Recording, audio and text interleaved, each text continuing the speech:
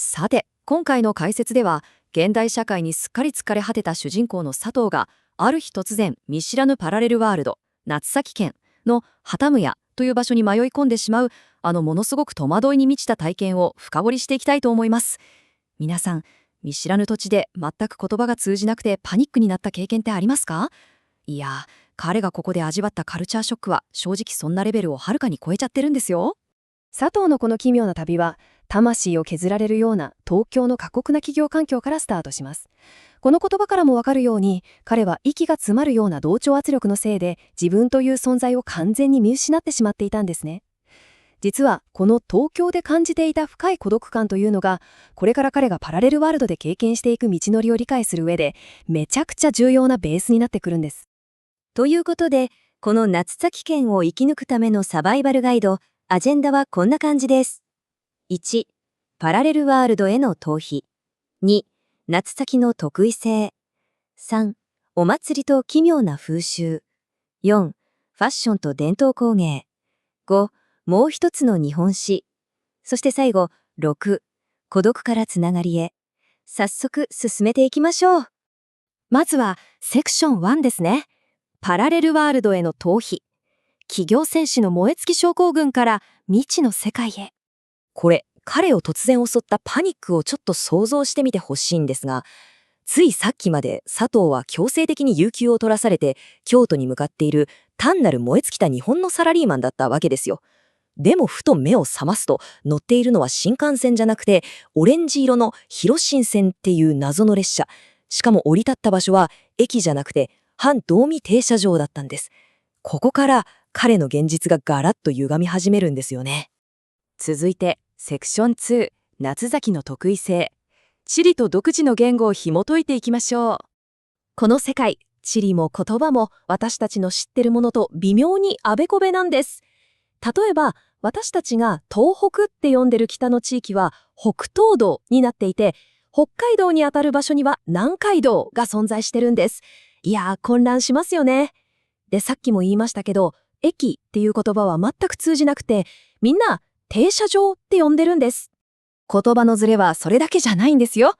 もし皆さんがこの世界で自転車を探そうとしたら間違いなく迷子になります。だって自転車っていう言葉自体が存在しないんですから。代わりに英語のバイクから来ているピッツっていう乗り物に乗ってみんな移動しているんです。つまりですね、ここで押さえておきたいのは地元の言葉、津主弁が外来語をかなり独特な形に変えちゃってるってことなんです。チョコレートはチョコラート、レモネードはラムネイズ。標準語で何とかやり取りしようとする佐藤にとって、この絶妙な発音の違いとか、独自のルールってコミュニケーションを取る上でめちゃくちゃ高い壁になっちゃうわけですよ。あと、もしここで何か買い物をしたいなら、絶対にこの数字だけは忘れないでください。100です。佐藤が元の世界から持ってきたお金の中で、ここで使えるのはなんと100円玉だけなんですよ。なんでかっていうと、紙幣に描かれている歴史上の人物がこの世界だと全くの別人だからなんです。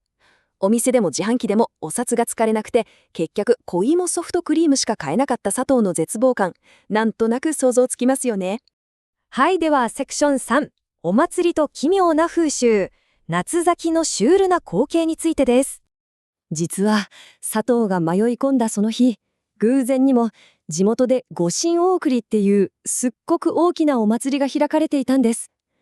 色鮮やかな社が練り歩いて、あちこちで男たちが荒々しい乱闘騒ぎを起こしてるっていうこのカオスなお祭り騒ぎ。東京で彼が送っていたあの静かで孤独な毎日とは文字通り正反対の世界ですよね。しかもですね、ここの風習がまたものすごく奇妙で面白いんです。街角での乱闘をシュワって言いながら止めに入るレモン頭のご当地ヒーローが現れたかと思えば、胡椒とか青唐辛子を入れたお醤油で生の鶏肉を食べる文化があったりするんですよ。それに特産品のレモンを中心に産業が回っているっていうこの楢崎の独特な世界観が佐藤の持っていた常識を次から次へとぶっ壊していくんです。さて、セクション4はファッションと伝統工芸、南海道の織りなすアイデンティティです。お祭りでみんなが着ている衣装にも注目してほしいんですが、これが本当に綺麗なんですよ。下むつかすりと呼ばれるこの地域特産の幾何学模様の織物なんです。地元の人たちはこの南国らしい色鮮やかな着物をもうめちゃくちゃ誇りを持って着こなしているんですよね。でも、ここでもまた面白いズレがあるんです。彼らが着ている着物には、私たちがよく知っているような分厚い帯が外側に全く見当たらないんですよ。紐とか帯は全部内側に隠れるようにスタイリングされていて、これがまた佐藤が持っている日本の着物のイメージを完全に狂わせる原因の一つになっているんです。続いてセクション5、もう一つの日本史、旗麦の分岐点について見ていきましょ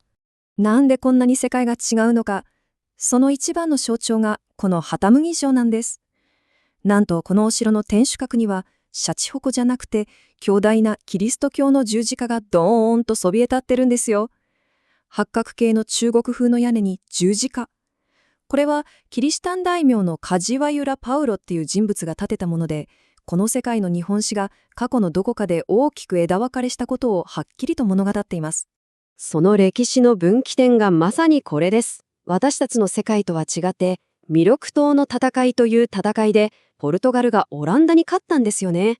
その結果、この地域にはルンダイ港という場所を中心に、ポルトガルの影響がものすごく深く根付くことになったんです。だからこそ、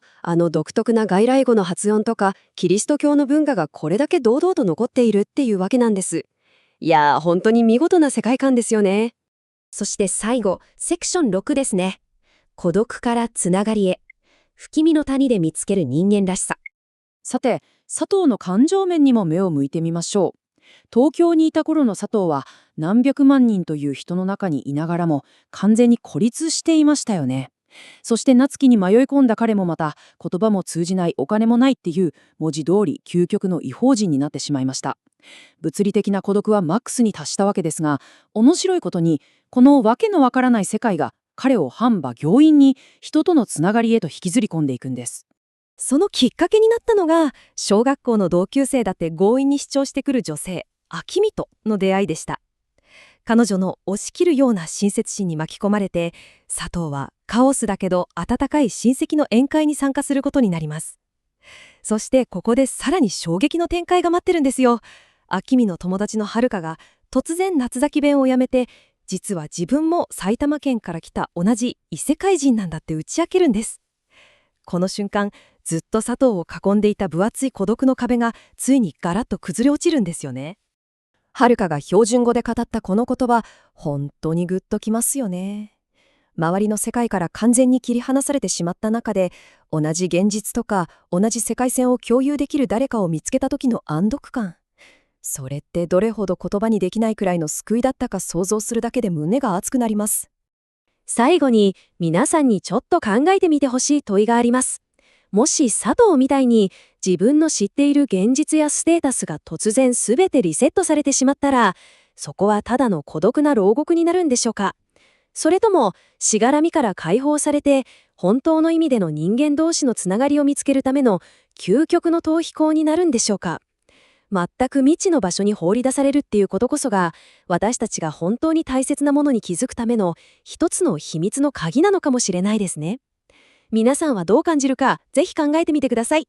それでは今回の解説はこの辺で。